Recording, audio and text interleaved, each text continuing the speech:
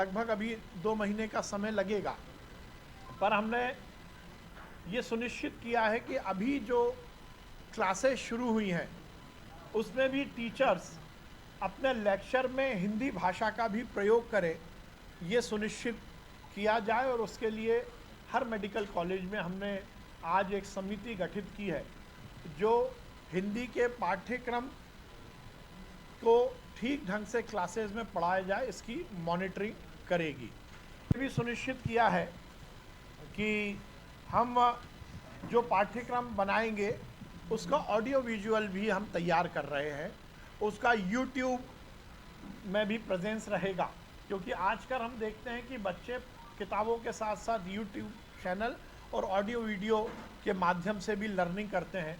तो जो भी हम हिंदी में पाठ्यक्रम बना रहे हैं उसमें ये सुनिश्चित किया गया है कि हम ऑडियो विजुअल के माध्यम से भी हिंदी के पाठ्यक्रम की तैयारी करें। यूट्यूब में भी ये उपलब्ध रहेगा। जो फाउंडेशन कोर्स है उसमें डॉक्टर हेडगेवार जी को पढ़ाने वाले, उनके जीवन के जो उन्होंने समाज के लिए किया उससे हम हमारे स्टूडेंट को रूबरू करेंगे। गांधी जी, डॉक्टर भीमराव अंबेडकर जी, दीनदयाल जी, विवेकानंद जी, चरक, सुश्रुत, ऐसे कुछ, डॉक्टर अब्दुल कलाम साहब, ऐसे महापुरुष जिन्होंने अपने जीवन में समाज को कुछ दिया है, इस पर हम उनको इस पाठ्यक्रम में जोड़ेंगे। फर्स्ट ईयर का कैलेंडर तैयार किया है कि कब किस चैप्टर का हम हिंदी में अनुवाद सुनिश्चित करेंगे। ये कुछ आज हमने शुरुआत की है, क्योंकि ये निश्चित रूप से एक बड़ा और बहुत ही चुनौतीपूर्ण हमारा और महत्वाकांक्षी निर्णय है। और मुझे इस बात की बहुत प्रसन्नता है कि देश में हम पहले राज्य हैं जिसने इस पर काम करना शुरू किया, और संभवतः हम देश के पहले राज्य होंगे जो इसको लागू भी करेगा। हमने इसी अप्रैल में इसको पूरा शुरू करने का निर्णय लिया है। Thank you.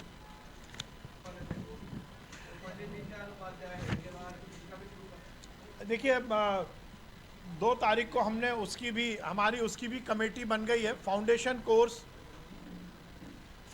कोर्स में एनएमसी ने ये निर्धारित किया है कि फाउंडेशन कोर्स फर्स्ट ईयर में पढ़ाया जाएगा, और फाउंडेशन कोर्स का एक वेरिएंट, एक विषय है एथिकल वैल्यू, मूल्य आधारित जीवन जीना। और उसके लिए हमने ये निश्चित किया है कि हमारे वो महापुरुष जिन्होंने समाज में बहुत कुछ किया है उनको हम पढ़ाएंगे।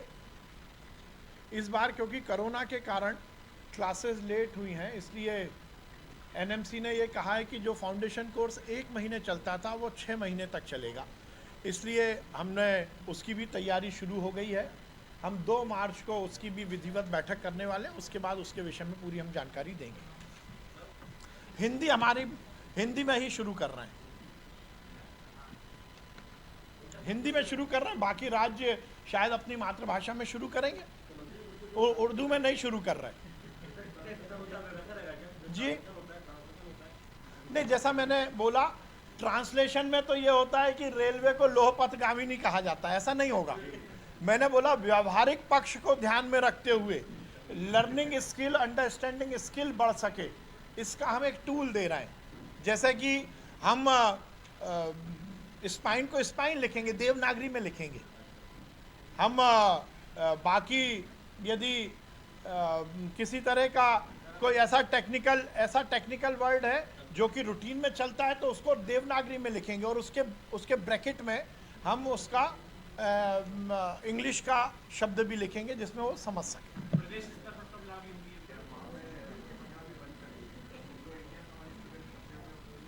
देखिए, केंद्र सरकार का विदेश मंत्रालय इस विषय में पूरी काम कर रहा है, और हमारी सरकार भी इस विषय में माननीय मुख्यमंत्री जी ने 3 दिन पहले इसको लेकर बैठक की थी, और हमने 2 टोल फ्री नंबर पब्लिश किए हैं। किसी को भी कोई दिक्कत है तो बात कर सकता है। और मध्य प्रदेश सरकार के जो हमारे अधिकारी जो दिल्ली में हैं एमपी भवन में, उनको माननीय मुख्यमंत्री जी की ओर से निर्देशित किया गया है कि विदेश मंत्रालय के साथ कोऑर्डिनेट कर ये सुनिश्चित करें कि मध्य प्रदेश के जो नागरिक यूक्रेन में हैं और वो यहाँ आना चाहते हैं तो उसकी सुव्यवस्था हो सके। संदीप भाई शुरू करें। आप सभी का बहुत स्वागत है। जैसा आप सभी को ज्ञात है, हमारे यशस्वी प्रधानमंत्री नरेंद्र मोदी जी और हमारे यशस्वी मुख्यमंत्री शिवराज सिंह चौहान जी के मंशा अनुसार हम MBBS की पढ़ाई में अब हिंदी भी समाहित कर रहे हैं। इसी साल के हिंदी दिवस पर हमने ये घोषणा की थी और उसको लेकर हमने पूरी कार्य योजना बनाकर आज से उसका विधिवत रूप से काम शुरू कर दिया है। दो बातें मैं इस विषय पर ज़रूर बोलना चाहता हूँ कि हिंदी में MBBS की पढ़ाई का मतलब ये नहीं है कि अब इंग्लिश में MBBS की पढ़ाई नहीं होगी। हम समानांतर रूप से जो हमारे हिंदी माध्यम से पढ़े हुए छात्र हैं उनको लर्निंग, समझने की और अंडरस्टैंडिंग की, ज़्यादा समझने और ज़्यादा अच्छे से अपने विषय वस्तु को ग्राह्य करने की एक समानांतर व्यवस्था प्रस्तुत कर रहे हैं। NMC का जो पाठ्यक्रम है, जो मॉड्यूल है, उसी हिसाब से पढ़ाई होगी। जो इंग्लिश की किताबें हैं वो वैसी ही रहेंगी, उनके साथ ही जो हिंदी माध्यम के छात्र हैं उन्हें हिंदी की किताब भी उपलब्ध कराई जाएगी।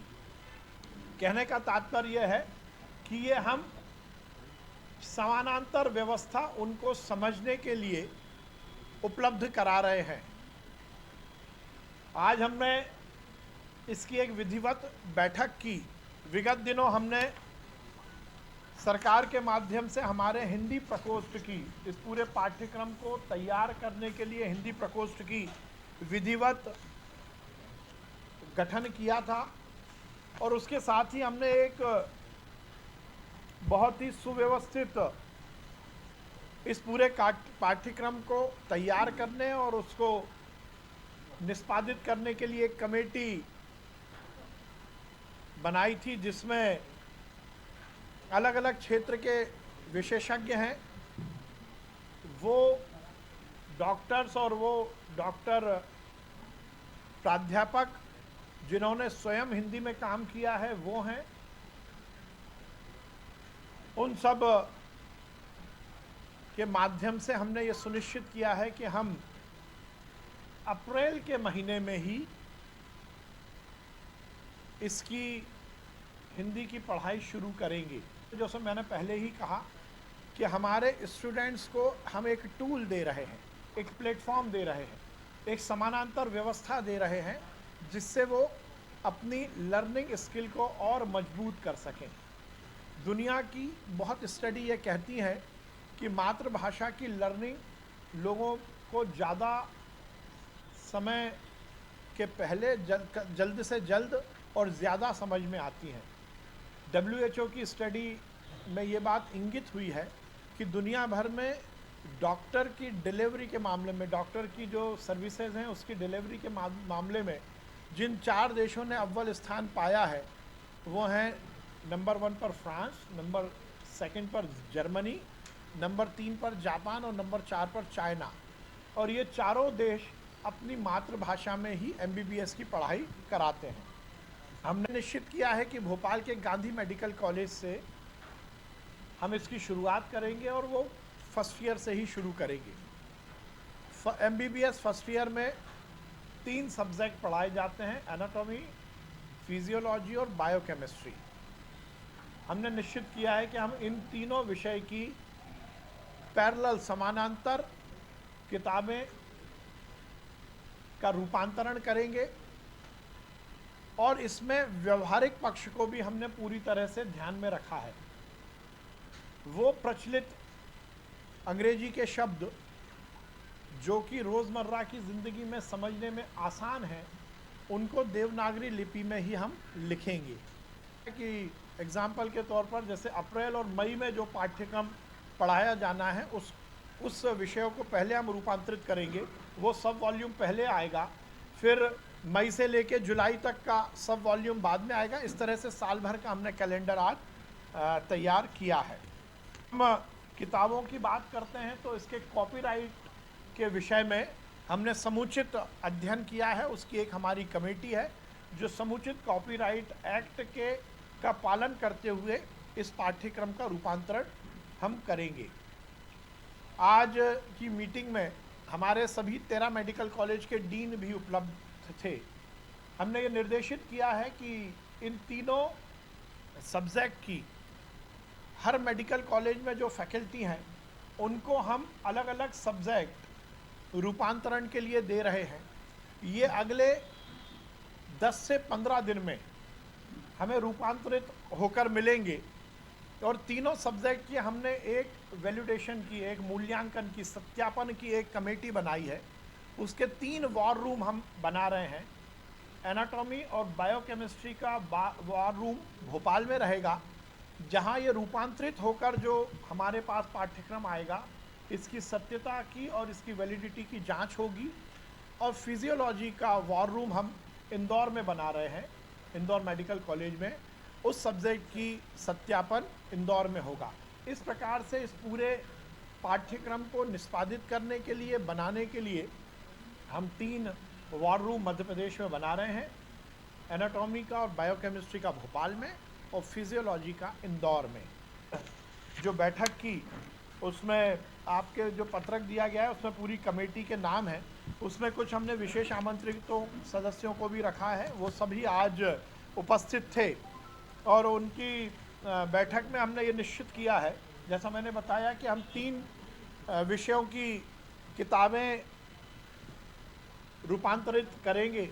और उसमें भी हमने ये निश्चित किया, क्योंकि हमें इसी साल से ये शुरू करना है, तो ये हम क्रमबद्ध करेंगे।